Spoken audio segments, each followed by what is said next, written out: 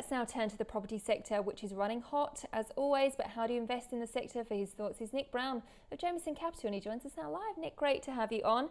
All right, set the scene for us. Property is always hot. Real estate. Where should we be putting our money at the moment? Look, Cara, I mean, where we're focused on at Jameson is in a variety of different sectors.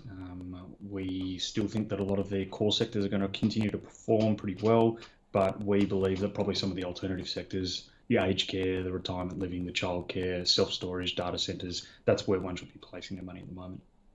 And so where is the growth in this? Is this a recovery play, or is this a regional play? Where is this likely to come from? We're focused on the metro areas predominantly. We're focused on the capital cities. That's Melbourne, Sydney, Perth and Brisbane. They're the four markets that we spend most of our time looking at. I think that it would be fair to say that there are two key attributes that we're focused on when making new investments. That is, can we get an attractive entry point, meaning that can we buy that asset at a price that is attractive relative to its historical price and where we believe it's going to go? And then also, what do we believe the medium to long-term growth prospects for that sector are? I mean, looking at markets like aged care, retirement, there's no question that they were impacted negatively last year through 2020. However, we believe that's a market that will continue to perform and certainly is a fundamental piece of social infrastructure that will need to be there in the long term. That's an example of a market that we're focused on. Self-storage, data centres, similarly benefiting from strong tailwinds moving into the future. Yeah, Nick, how do you break down those short-term investments versus the long ones if you look at the data and that divergence that we might be seeing at the moment? Where do you stand? Look, short-term versus long-term, we're definitely much more focused on the longer term.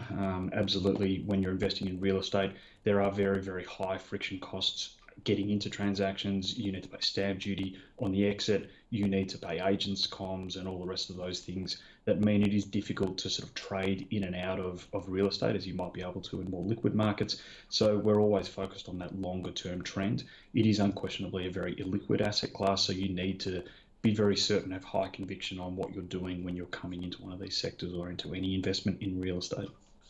Nick, money is cheap at the moment. Interest rates have been low and they're likely to stay low. Who are the people investing? The people investing, it's a very, very broad spectrum. It is institutional investors offshore. They're the types of groups that predominantly invest with us, as well as some of the larger private organisations in markets like Singapore, Hong Kong, other spots throughout Europe, but absolutely the Australian private organisations, the Australian family offices, they're extremely active in this sector, as well as a lot of the domestic institutions. And how easy is it to raise capital at the moment for developers? It really depends upon the opportunity that you have. It's for certain types of opportunities that are the right scale, that have the right balance of risk and return, it can be quite easy. But if you don't fit the expectations of a capital provider, be that either equity or debt, it can be extremely challenging to raise capital for opportunities at the moment. And is that because some sectors are becoming more risk averse, or more investors are becoming risk averse? Yeah, I think that from what we see, there are sectors that investors are very, very comfortable with. The traditional sectors, office, I mean, they've always been very comfortable with that. Industrial, there's a bit of a trade that's been going on probably for the last 3 to 4 years where people have been trading out of retail and been focused more on industrial and logistics assets as a bit of a proxy for people buying stuff online. That's a trend that's been happening for 5 or 6 years.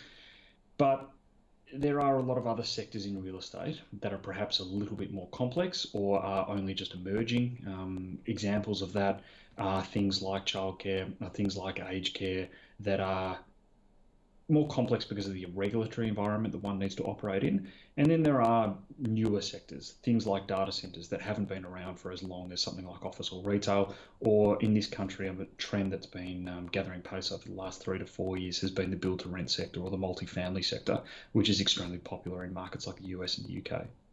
Have you seen any changes in trends pre and post COVID? We have a little bit. I'd say that we've seen not only a change in trends, but probably an acceleration of some trends that already existed. There's no question that trade out of retail and into industrial has accelerated with everyone sitting at home and purchasing more things on Amazon as opposed to heading to the local shopping centre. That is something that was in existence that was probably going to play out over a 10 or 15 year period. That has definitely accelerated. Office and the question marks around how quickly people are going to return to offices, how many days they want flexible working and flexible working from home arrangements with their employer. That is a trend that was maybe starting to occur, but has absolutely accelerated with everyone being at home for the better part of the last 18 months. Nick, I noticed on the Jameson website you also focus on agriculture. How big of a sector is this, and is it growing at the moment? Yeah, I mean, look, agriculture is a huge sector, and it is a sector that has garnered increased interest from offshore investors in particular.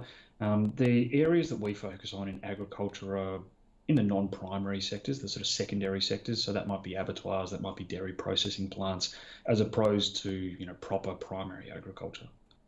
Nick, how concerned are you with the activity that we're seeing offshore when it comes to China, the Evergrande story? Any knock-on effects when you see or you look at the local market? I think that a lot of the investors that we talk to and deal with in spots like Hong Kong have had a little bit of an eye on a couple of the emerging trends that have been taking place in China and in that region, and have progressively been accelerating their investment plans to diversify outside of markets like Hong Kong or markets like Taiwan. It certainly raises some questions around what might be happening and what the sort of knock-on effect could be. But Australia has been viewed in the Asian region for at least the last sort of 4 or 5 years as a very robust economy, a market that has a very strong regulatory environment from an investor that's looking for debt investments and credit investments. Certainly, it's a very credit-friendly legal system. So it has been viewed as a strong place for the investors in Asia, and specifically investors that are located in those markets, to deploy capital. Nick, great to chat. Thanks so much for joining us this afternoon. It's a pleasure. Thank you.